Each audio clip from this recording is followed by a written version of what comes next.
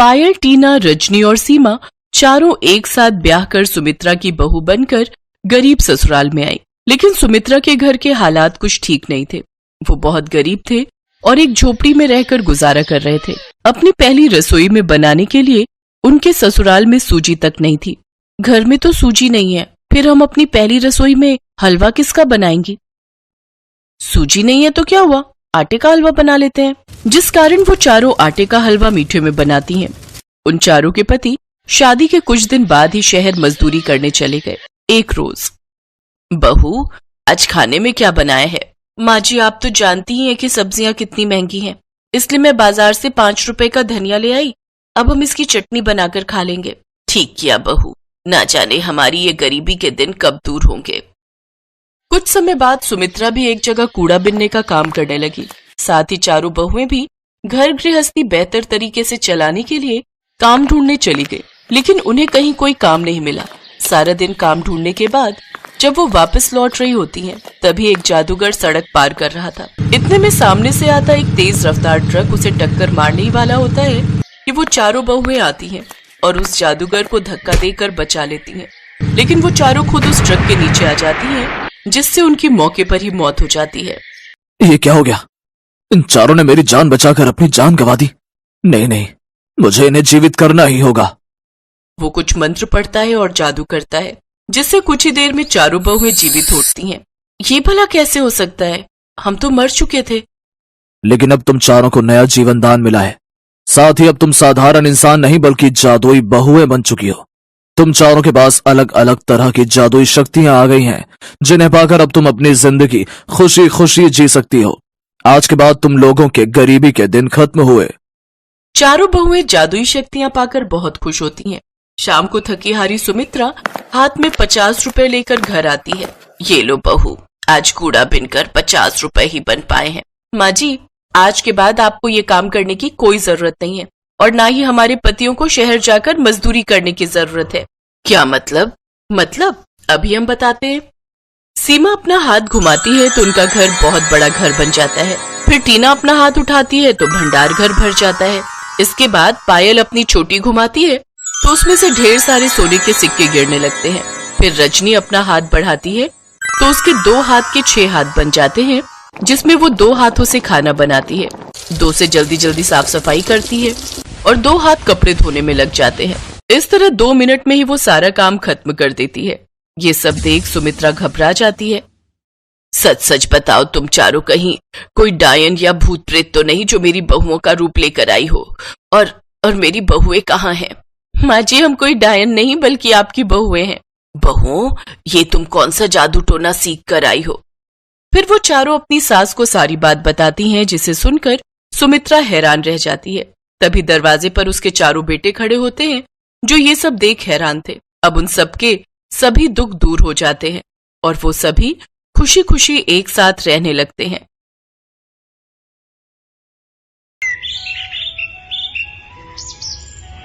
एक सड़क दुर्घटना में काजल और राजू के माता पिता का देहांत हो गया। दोनों बच्चों के माता पिता के मरने की खबर सुनकर उनकी ताई परेशान हो गई। अरे तुम चिंता क्यों करती हो उर्मिला? मैंने वकील साहब को बुला लिया है, 1-2 दिन में आ जाएंगे।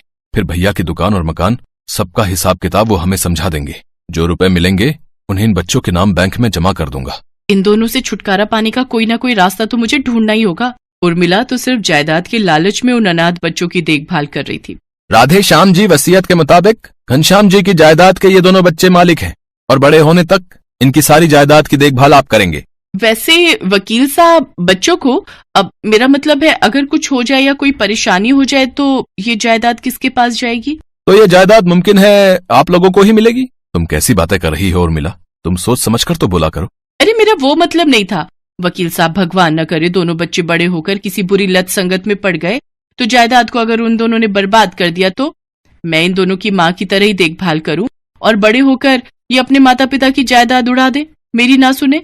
हाँ, ये बात भी सही है। अब आप ही इनके माता पिता हैं। इनको अच्छी संगति और अच्छे संस्कार अब आपने ही देने हैं। अच्छा, मैं चलता हूँ, नमस्ते। वकील के जाने के बाद उर्मिला, काजल और राजू दोनों बच्चों को रास्ते से हटाने की योजना बनाने लगती है और उसे जल्दी ही मौका मिल जाता है। उर्मिला, मैं कल सुबह तक वापस आ जाऊंगा। आपने भी आज ही जाना था, आपको पता था कि सूरजपुर गांव में मेला लगने वाला है, हम सब मिलकर मेला देखने चलते, कितना अच्छा होता। कोई बात नहीं उर्मिला, मैंने तांगे वाले को बोल दिया है, वो तुम सबको सूरजपुर गांव छोड़ आएगा। फिर तुम वहां से शाम तक वापस आ जाना, बच्चे मेले में घूम लेंगे। मेरा जाना बहुत जरूरी है, जमीन का सौदा मेरे हाथ से निकल गया तो बहुत नुकसान हो जाएगा। नहीं नहीं नहीं, तुम अपना काम करके आओ, बच्चों को मैं घुमा लाऊंगी। संजू, चारू, काजल, राजू, तुम सब तैयार हो जाओ, मैं तुम्हें मेला घुमाने ले जाऊंगी। राधे श्याम अपने जरूरी काम से चला जाता है और उर्मिला बच्चों को तांगे में बिठाकर सूरजपुर गांव मेला घुमाने ले जाती है। यही अच्छा मौका है, बच्चों को मेले में छोड़ देती हूँ, यहाँ भीड़ में इनको कुछ समझ नहीं आएगा, अपने आप इधर उधर कहीं खो जाएंगे। काजल, राजू, तुम दोनों वो सामने झूला झूलो, तब तक मैं तुम दोनों के लिए आइसक्रीम खरीद कर लाती हूँ। संजू, चारू, चलो तुम दोनों मेरे साथ आइसक्रीम खरीदने चलो। पर मम्मी, मुझे झूला झूलना है। हाँ मम्मी, मुझे भी। चुपचाप मेरे साथ आइसक्रीम लेने चलो, मैं अकेली थोड़ी जाऊंगी। उर्मिला बच्चों को लेकर घर आ जाती है। बच्चों के पूछने पर वो उन्हें बहाना कर देती है। काजल और राजू उर्मिला को पूरे मेले में ढूंढने लगते हैं, पर उन दोनों को उर्मिला कहीं भी नजर नहीं आती। दोनों बच्चे रोने लगते हैं। धीरे धीरे मेला खाली होने लगता है। काजल और राजू रोते रोते मेले के बाहर आने लगते हैं। आते जाते लोग उन दोनों को देख रहे थे, पर कोई भी उनके पास रुक नहीं रहा था। तभी एक बूढ़ी औरत काजल और राजू के पास आती है। बच्चों, तुम रो क्यों रहे हो? तुम्हारे माता पिता कहाँ गए? दादी माँ, हम अपनी ताई जी के साथ मेला देखने आए थे, पर ताई जी कहीं भी दिखाई नहीं दे रही। अब हम घर कैसे जाएंगे? चिंता मत करो बच्चों, मैं तुम्हें तुम्हारे घर तक पहुँचा दूंगी। मैं एक जादूगरनी हूँ और यहाँ मेले में जादू दिखाती हूँ। मेरे पास ये जादुई गोला है, जिसमें मुझे ये पता चल जाएगा कि तुम्हारा घर कहाँ है। फिर मैं तुम्हें तुम्हारे घर छोड़ दूंगी। बूढ़ी जादूगरनी अपने थैले में से एक कांच की गेंद निकालती है। उस गेंद में काजल और राजू का घर दिखाई दे जाता है। बच्चों, तुम्हें भूख लगी होगी, चलो पहले तुम कुछ खा लो, उसके बाद मैं तुम्हें तुम्हारे घर छोड़ दूंगी। बूढ़ी जादूगरनी हवा में हाथ घुमाती है। उसके सामने एक जादुई चूल्हा आ जाता है। बच्चों, बताओ तुम क्या खाओगे?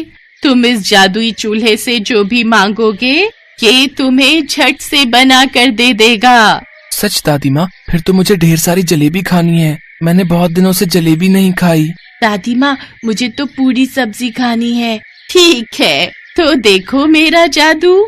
जादुई चूल्हा जल जाए, गरम जलेबी बन जाए। जादुई चूल्हा जल जाए, पूरी सब्जी बन जाए। जादूगरनी के ये बोलते ही जादुई चूल्हे के जादू से बर्तन में खाना बनने लगा। काजल और राजू ये सब देखकर बहुत खुश थे।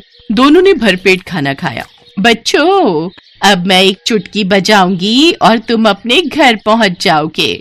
और हाँ, ये चूल्हा मैं तुम्हें उपहार में दे रही हूँ। जब भी तुम्हें भूख लगे, तुम इस जादुई चूल्हे से जो भी मांगोगे, वो बनकर तैयार हो जाएगा। चलो, अब मैं तुम्हें घर पहुंचा देती हूँ। खूब खाओ, मौज उड़ाओ, अब तुम अपने घर को जाओ। बूढ़ी जादूगरनी जैसे ही चुटकी बजाती है, काजल और राजू घर के अंदर होते हैं। उन्हें अपने सामने देखकर उर्मिला चौंक जाती है। अरे, तुम दोनों वापस आ गए? अब मतलब तुम दोनों को यहाँ कौन छोड़ गया? ताई जी, हम मेले में आपको ढूंढ रहे थे, फिर हमें एक दादी माँ मिली, उन्होंने हमें यहाँ पहुँचा दिया। ताई जी, हम तो बहुत डर गए थे, आप भी हमारे लिए परेशान हुई होगी ना? हाँ, मैंने भी तुम्हें बहुत ढूंढा था, पर तुम दोनों मिले ही नहीं। चलो अच्छा है तुम दोनों घर आ गए, वरना तुम्हारे ताऊजी बहुत परेशान होते। काजल और राजू कमरे में चले जाते हैं और उस चूल्हे को अपने संदूक में रख देते हैं। उर्मिला का सारा ध्यान काजल और राजू पर ही था, इसलिए उसने चूल्हे की तरफ नहीं देखा। उर्मिला अब दूसरा रास्ता सोचने लगी। घी सीधी उंगली से ना निकले तो उंगली टेढ़ी करनी पड़ती है। अब सीधे रास्ते से तो इनकी जायदाद मेरे हाथ आएगी नहीं, मुझे टेढ़ा ही बनना पड़ेगा। दोनों को भूखा प्यासा रखूंगी, सारे करके काम करवाऊंगी, तो अपने आप कमजोर होकर दोनों एक दिन मर जाएंगे। मैं भी देखती हूँ ये सारी जायदाद मेरी कैसे नहीं होती। मैं इनकी नौकरानी नहीं हूँ कि पाल पोस कर इनको बड़ा करूं और बड़े होकर ये अपनी जायदाद लेकर अलग हो जाएं और मजे उड़ाएं। अगले दिन से उर्मिला ने सख्ती से पेश आना शुरू कर दिया। वो काजल और राजू को बहुत तंग करती थी। वो उनसे सारे घर के काम करवाने लगी और उन्हें भूखा प्यासा भी रखती थी। इस बारे में राधेश्याम को कुछ भी पता नहीं था। काजल दीदी, ताई जी को क्या हो गया है? वो हमसे अच्छे से बात नहीं करती हैं और हमें खाने को भी कुछ नहीं देती। मुझे तो बहुत भूख लगी है दीदी। तू चिंता मत कर राजू, हमारे पास वो दादी माँ का दिया जादुई चूल्हा है ना, मैं अभी संदूक से निकालती हूँ, फिर हमें ढेर सारा खाना मिल जाएगा। काजल संदूक में से चूल्हा निकालती है और दोनों मिलकर ढेर सारे पकवान खाते हैं। अब तो रोजाना ही जब काजल और राजू काम करके थक जाते तो जादुई चूल्हे से बने खाने को खाकर पेट भर लेते। एक दिन उर्मिला की नजर उन पर पड़ गई। राजू और काजल दोनों खाना खा रहे थे, तभी वो गुस्से में वहां आई। तुम्हें ये चूल्हा कहाँ से मिला? मैं तो तुम्हें भूखा रखती हूँ। अच्छा, तो तुम इस चूल्हे पर बना खाना खाते हो? ताई जी, ये जादुई चूल्हा है, ये हमें दादी माँ ने दिया था जो हमें मेले में मिली थी।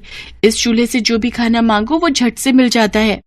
तो ये बात है, अब ये जादुई चूल्हा मेरे पास रहेगा, तुम दोनों भूखे रहोगे। चलो जाओ, जाकर काम करो, तब तक मैं इससे खाना मांगती हूँ। ओ जादुई चूल्हे, जल्दी से मुझे खीर बना कर दे। अचानक से चूल्हे में आग जलने लगती है और वो उड़कर उर्मिला के पास आने लगता है। इतनी देर में राधेश्याम भी आ जाता है और वो भी सारा नजारा देख लेता है। बचाओ बचाओ, कोई बचाओ, इस चूल्हे से मैं जल जाऊंगी। तुमने इन अनाथ मासूम बच्चों को बहुत सताया है। बिन माँ बाप के बच्चे तुम्हें अपनी माँ समान मानते हैं और तुम इन्हें भूखा प्यासा रखकर सारे काम करवाती हो। तुम इन्हें मेले में अकेला छोड़कर आई ताकि ये बच्चे कहीं खो जाएं। आज तुम्हें कोई नहीं बचा सकता। मुझसे गलती हो गई, मुझे माफ कर दो, मैं अब कभी भी ऐसा नहीं करूंगी। उर्मिला, तुमने मेरी पीठ पीछे भैया भाभी के बच्चों के साथ ऐसा बुरा व्यवहार किया। मुझे माफ कर दो, अब मैं कभी भी बच्चों को तंग नहीं करूंगी। मैं उन्हें प्यार से रखूंगी, बहुत प्यार से रखूंगी। मुझे अपनी गलती का एहसास हो गया है, मुझे माफ कर दो। जादुई चूल्हे जी, ताई जी को कुछ मत करो, ताई जी तो हमें बहुत प्यार करती है। इतना कहकर काजल और राजू अपनी ताई से लिपट जाते हैं। ये देखकर उर्मिला की आंखों में आंसू आ जाते हैं और जादुई चूल्हा वहां से गायब हो जाता है। मुझे माफ कर दो बच्चों, अब मैं कभी भी तुम दोनों के साथ ऐसा बर्ताव नहीं करूंगी। मैं एक माँ की तरह तुम्हारी परवरिश करूंगी। इतना कहकर उर्मिला दोनों बच्चों के गले लग जाती है। काजल और राजू भी अपनी ताई का प्यार पाकर खुश हो जाते हैं।